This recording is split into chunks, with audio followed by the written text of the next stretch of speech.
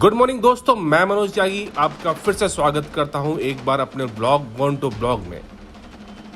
दोस्तों, जब भी आप किसी सफ़र पर निकलते हैं तो आप अपने बक्से में कुछ रखें या ना रखें, एक उम्मीद ज़रूर रखें, क्योंकि उम्मीद ही है जो हमें अपनी मंजिल तक पहुंचाने में हमारी मदद करती है। और उसी उम्मीद के साथ आज हम लोग चल पड़े हैं देहरादून की वादियों की तरफ, जहां हम लोग आज दर्शन करेंगे टपकेश्वर महादेव के।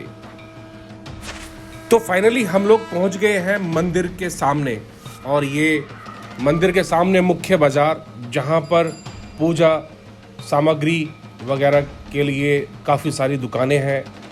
ये ISBT देहरादून से लगभग 10 किलोमीटर दूर है, और यहाँ तक पहुँचने के लिए आपको लगभग 30 मिनट का टाइम लगता है। साथ साथ में यहाँ पर टपकेश्वर के मंदिर के नाम पर ही टपकेश्वर कॉलोनी भी बनी हुई है। बात कर लेते हैं मंदिर के बारे में, कुछ मुख्य बातें कर लेते हैं। क्यों इनका नाम टपकेश्वर पड़ा? भोलेनाथ के कई प्राचीन मंदिर हैं जिनका इतिहास महाभारत और रामायण से जुड़ा है। इनमें से एक ऐसा ही भगवान शिव का प्राचीन मंदिर उत्तराखंड देवभूमि में है, जिसका इतिहास महाभारत काल से जुड़ा है। मंदिर का कुछ खास महत्व और रहस्य है। टपकेश्वर महादेव मंदिर देहरादून के सबसे प्रसिद्ध मंदिरों में से एक है। पौराणिक मान्यताओं के अनुसार आदिकाल में भोले शंकर ने यहाँ देवेश्वर के रूप में दर्शन दिए थे। इस मंदिर के शिवलिंग पर एक चट्टान से पानी की बूंदें टपकती रहती हैं। आइए जानते हैं भगवान शंकर के इस प्राचीन मंदिर का इतिहास और महत्व। ये मंदिर भोलेनाथ को समर्पित गुफा मंदिर है। इसका मुख्य गर्भगृह एक गुफा के अंदर है। इस गुफा में शिवलिंग पर पानी की बूंदें लगातार गिरती रहती हैं। इसी कारण शिव जी के इस मंदिर का नाम टपकेश्वर पड़ा। टपक एक हिंदी शब्द है जिसका अर्थ है बूंद बूंद गिरना। मंदिर के नाम के पीछे क्या क्या पौराणिक कथाएं जुड़ी हुई हैं, बात कर लेते हैं उनके बारे में। टोंस नदी के तट पर स्थित टपकेश्वर मंदिर की एक पौराणिक कथा के अनुसार यह गुफा द्रोणाचार्य महाभारत के समय कौरव और पांडवों के गुरु का निवास स्थान माना जाता है। इस गुफा में उनके बेटे अश्वत्थामा पैदा हुए थे। बेटे के जन्म के बाद उनकी मां दूध नहीं पिला रही थी। उन्होंने भोलेनाथ से प्रार्थना की, जिसके बाद भगवान शिव ने गुफा की छत पर गौधन बना दिए और दूध की धारा शिवलिंग पर बहने लगी, जिसकी वजह से प्रभु शिव का नाम दुधेश्वर भी पड़ा। कलयुग के समय में इस धारा ने पानी का रूप ले लिया। इस कारण इस मंदिर को टपकेश्वर मंदिर कहा जाता है।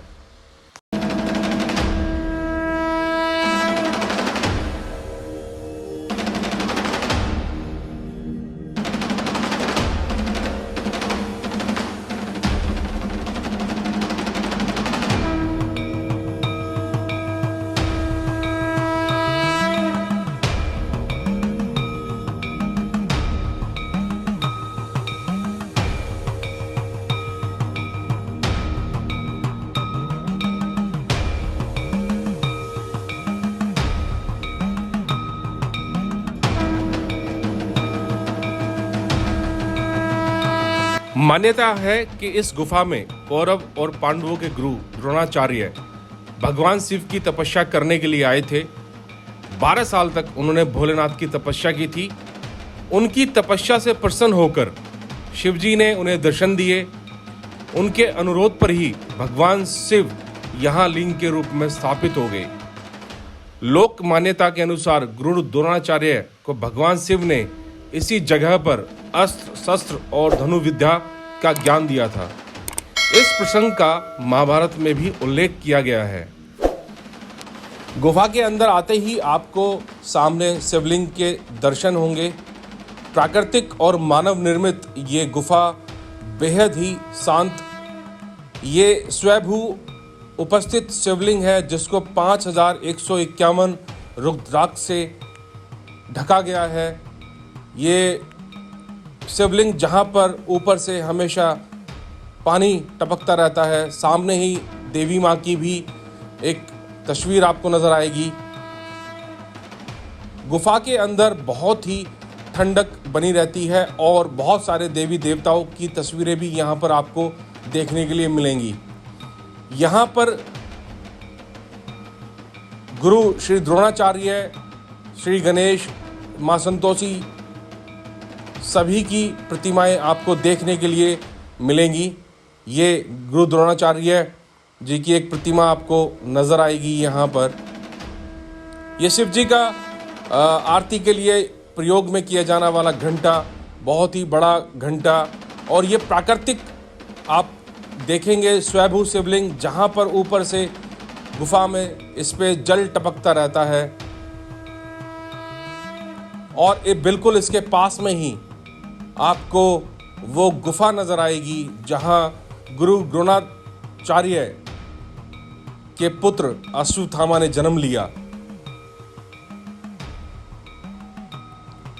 मैं आपको जूम करके दिखाता हूं तो यहाँ शिलालेख पर जो चीज़ें लिखी हैं वो आपको पढ़ने में आसानी से नजर आएंगी।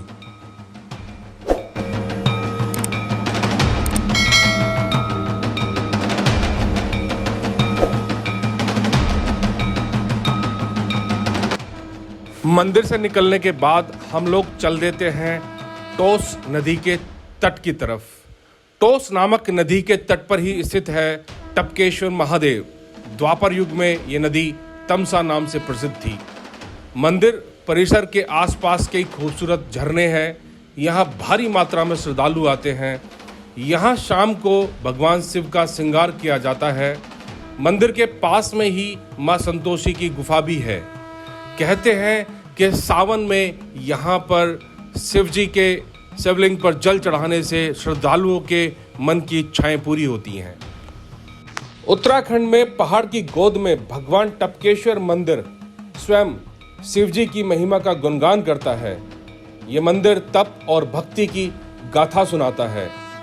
महादेव टपकेश्वर का द्वार सुबह 9 बजे से दोपहर 1 बजे और दोपहर 1:30 बजे से शाम के 5:30 बजे तक खुला रहता है। उम्मीद करता हूँ कि आपको ये मेरी वीडियो पसंद आई होगी। अगर आपको ये वीडियो पसंद आई है तो इसको लाइक करें, शेयर करें, मेरे चैनल को सब्सक्राइब करें और बेल आइकन को प्रेस करना ना भूलें। हम लोग बैठे हुए हैं अभी टपकेश्वर महादेव मंदिर में। ये काफ़ी पुराना मंदिर है और लगभग महाभारत काल का ये मंदिर है, क्योंकि यहाँ पर बताते हैं कि द्रोणाचार्य जी ने शिव जी महाराज की यहाँ पर पूजा की थी और यहाँ का जो शिवलिंग है वो स्वयंभू है। और टपकेश्वर महादेव इसलिए इसका नाम रखा गया है क्योंकि यहाँ पर शिवलिंग के ऊपर खुद से जल हमेशा टपकता रहता है।